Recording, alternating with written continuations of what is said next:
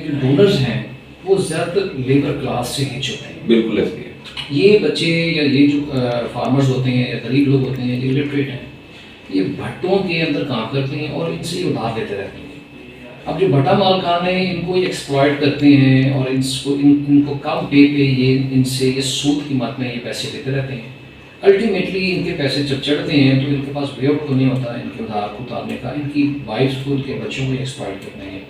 इसके ऊपर मेरी डायरेक्टर FIA से बात हुई है, मेरी पंजाब पुलिस के सीनियरों से बात हुई कि हमें एक लॉ बनाना चाहिए कि ये जो एक्सप्लॉइटेशन है that is against the human values, कि आप उनकी गुर्बत को एक्सप्लॉइट करके आप उनसे बगार जो है वो लें।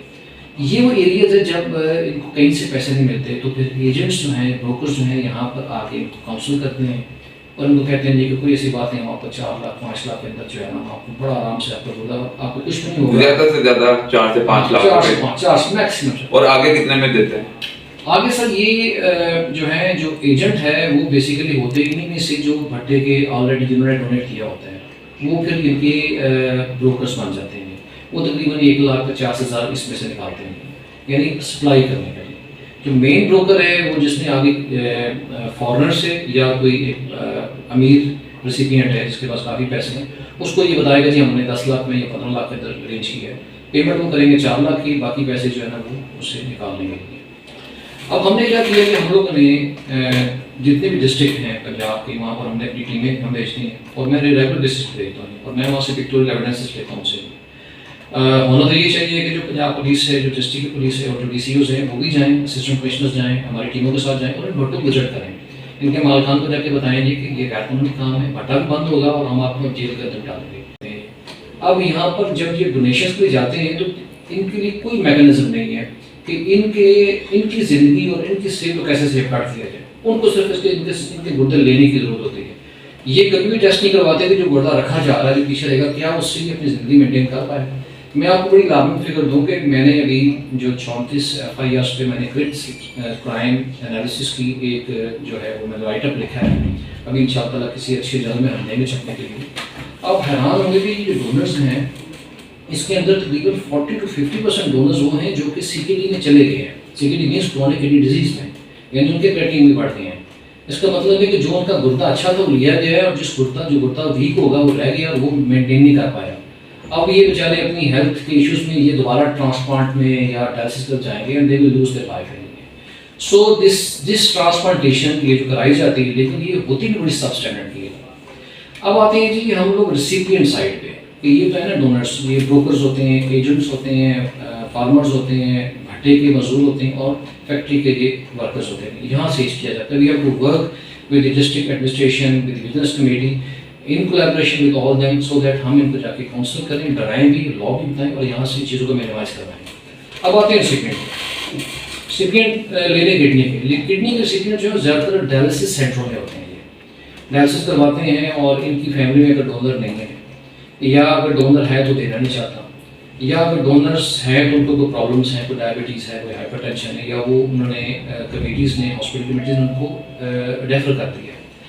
अब ये इन डेस्परेशन होते हैं। डायलिसिस एक मैं आपके तवज्जो से बात बताना चाहूँगा कि dialysis is a form of treatment. Dialysis ज़िंदगी बचाने का ट्रीटमेंट है। अगर आपको नहीं गुर्दा मिलता तो आप मेंटेनेंस डायलिसिस पे रहें। डायलिसिस से लोग 20-25 साल जिंदा रहते हैं और ये मसाले पूरी दुनिया में मौजूद है। 20 से 22 टोटल होते हैं। अच्छा, अब हमने क्या किया है कि मैंने एक सजेशन दिया और हम इसके ऊपर इंशाअल्लाह रमज़ान के बाद एग्जीक्यूट करवा रहे हैं कि हम हर रजिस्टर हॉस्पिटल में एक ट्रांसप्लांट फैसिलिटेशन डेस्क बना रहे हैं। ज़बरदस्त। ठीक है जी। इस फैसिलिटेशन डेस्क के अंदर जो हॉस्पिटल के कोऑर्डिनेटर्स हैं, जो हॉस्पिटल के जो ओनर्स हैं या उनके डीन्स हैं या उनके मेडिकल डायरेक्टर्स हैं, वो एक प्रोफेशनल बंदा डिप्यूट करेंगे जो कि जो भी पेशेंट आएगा उसको ये तमाम प्रोसेस के ऊपर ब्रीफ करेंगे।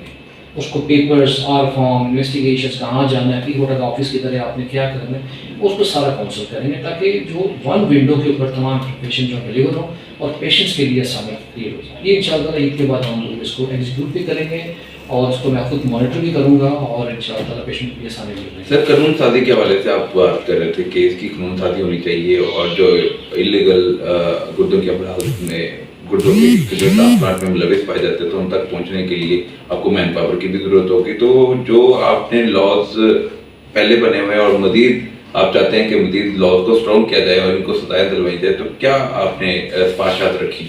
देखिए जी, पहले जो हमारा एक्ट था वो बना था 2010 के अंदर, जो होटा था, जो फेडरल गवर्नमेंट से बना था ये। उसके बाद फिर जब ये 18 अमेंडमेंट जो है ये आई, तो उसके बाद Punjab human organ transplant act 2012 में बना है, जिसके अंदर तकरीबन 17 सेक्शंस हैं। इन 17 सेक्शंस के अंदर जब हम लोगों ने इससे डिटेल देखा तो, और हमने तमाम FIRs को स्टडी किया, प्रोसिक्यूशन को स्टडी किया, तो इसके अंदर बेशुमार ग्रे एरियाज थे। डेफिनेटली ह्यूमन बींग्स हैं, कुरान पाक की किताब के अलावा कोई ऐसी चीज़ नहीं है जो कि ऐसी चीज़ जिसके अंदर कोई चेंजेस ना की जा सके, बाकी सब के अंदर गुंजाइश है। जब ये एक्ट बना तो ये गुंजाइशें वक्त के साथ सामने हैं, प्रोसिक्यूशन के प्रोसेस में, विजिलेंस के प्रोसेस के अंदर, रजिस्ट्रेशन प्रोसेस के अंदर। तो फिर हम लोगों ने इसके अंदर बड़ी डेलिब्रेशंस की। मैंने 1.5 साल के अंदर तकरीबन कोई 8-10 मीटिंग्स की, और बड़ी एक्सटेंसिव मीटिंग्स हुई हमारी, 4-4 घंटे की मीटिंग, एक फुल स्टॉप कॉमा के ऊपर हमने डेलिब्रेट किया। अल्टीमेटली हमारा ये ड्राफ्ट जो है वो तकरीबन 47 सेक्शंस के साथ जो है वो फाइनल हो गया है।